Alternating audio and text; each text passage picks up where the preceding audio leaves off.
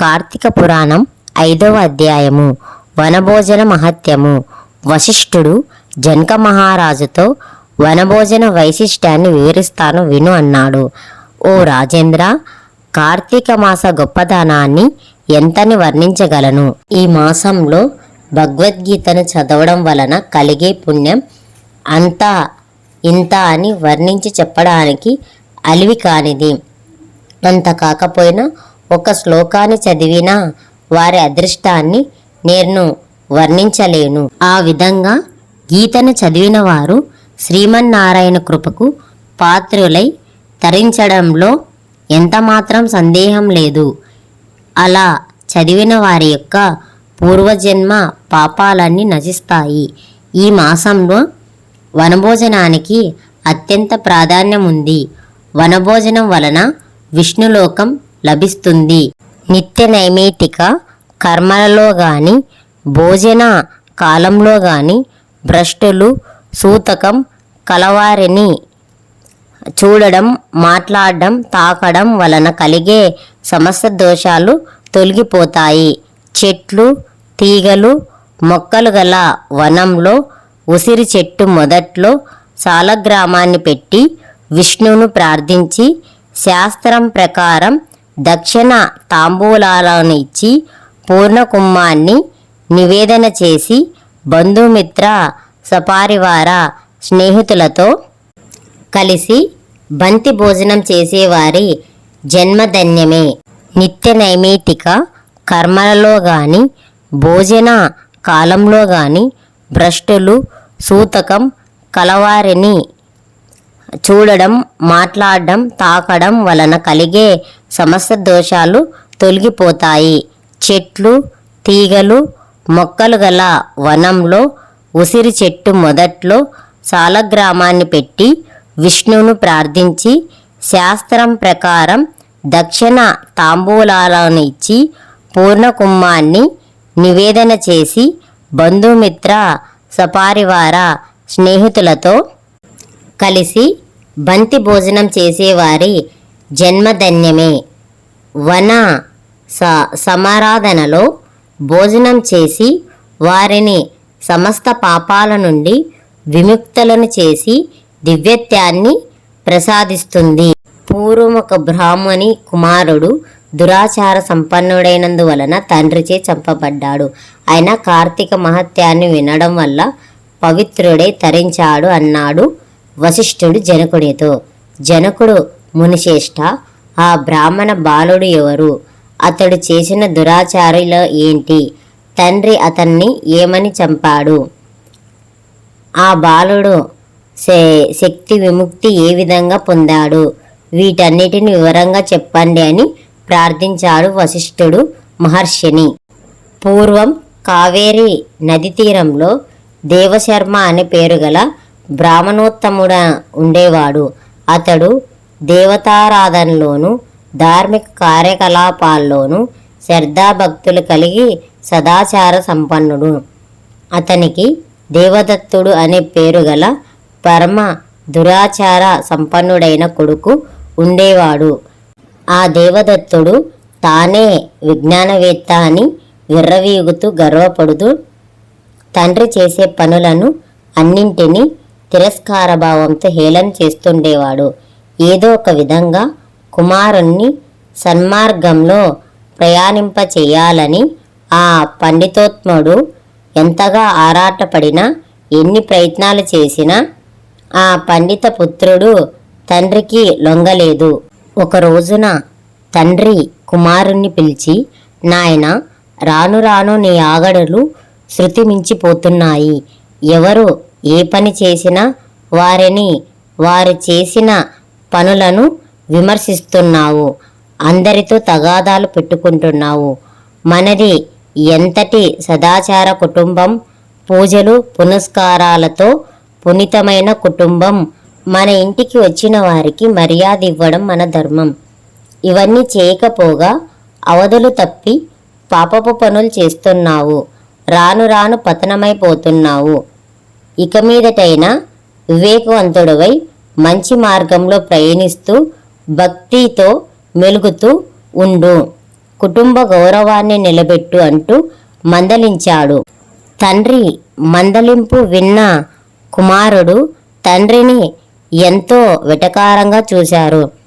మీరు లేనిపోని ఉత్సవాలు, సంతర్పణాలు అంటూ మన ఇంటికి వచ్చిన వారికి మర్యాద ఇవ్వడం మన ధర్మం.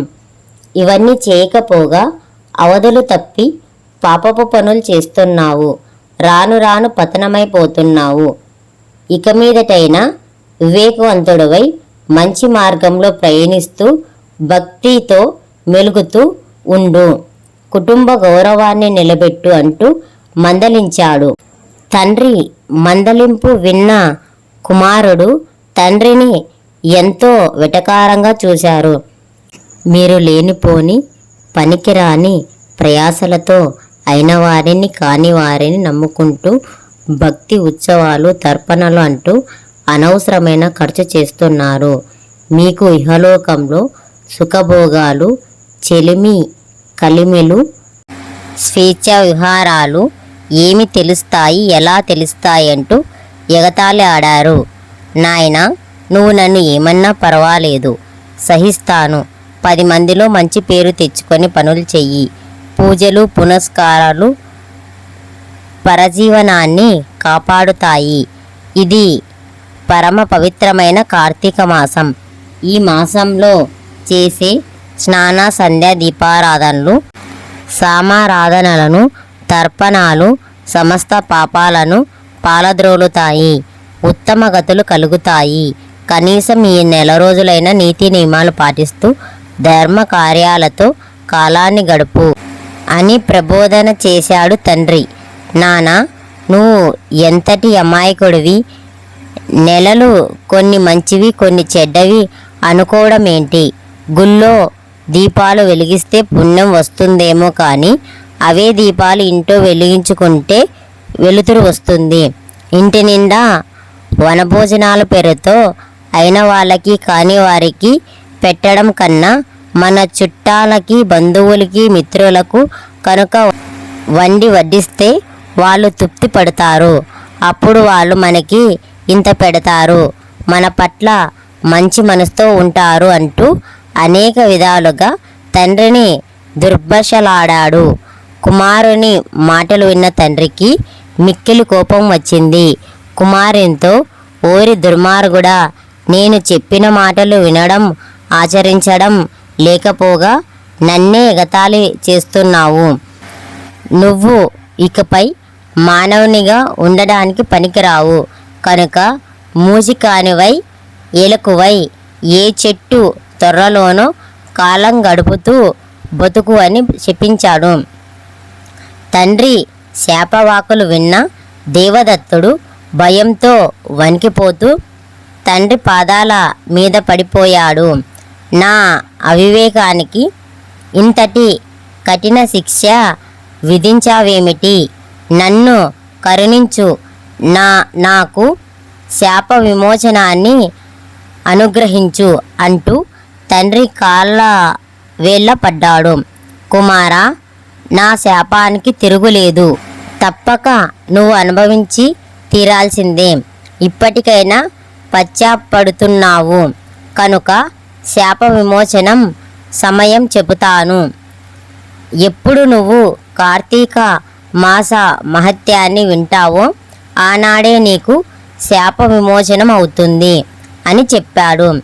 శాప విమోచనం విషయం విన్న వెంటనే దేవదత్తుడు ఎలుకగా మారిపోయి కావేరి నది తీరాన గల గజారణ్యంలో ఒక మర్రి చెట్టు త్వరలో నివసిస్తున్నాడు.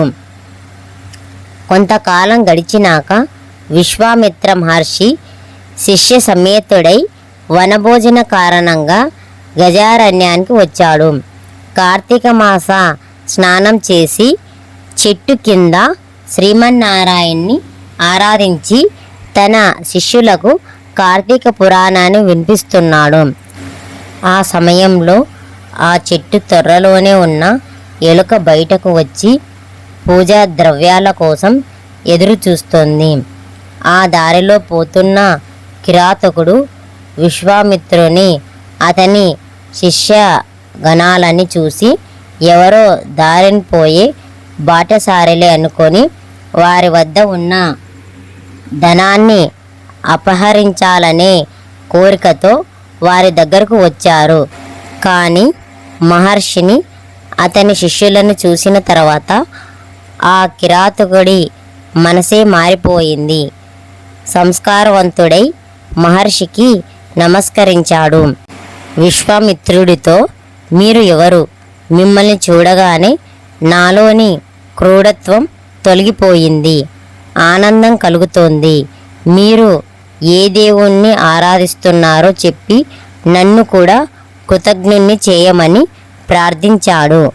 నేను విశ్వామిత్రుణ్ణి, వీళ్ళంతా నా శిష్యులు. ఇది కార్తీక మాసం. ఈ నెలలో చేసే పనులన్నీ పుణ్యప్రదాలవుతాయి.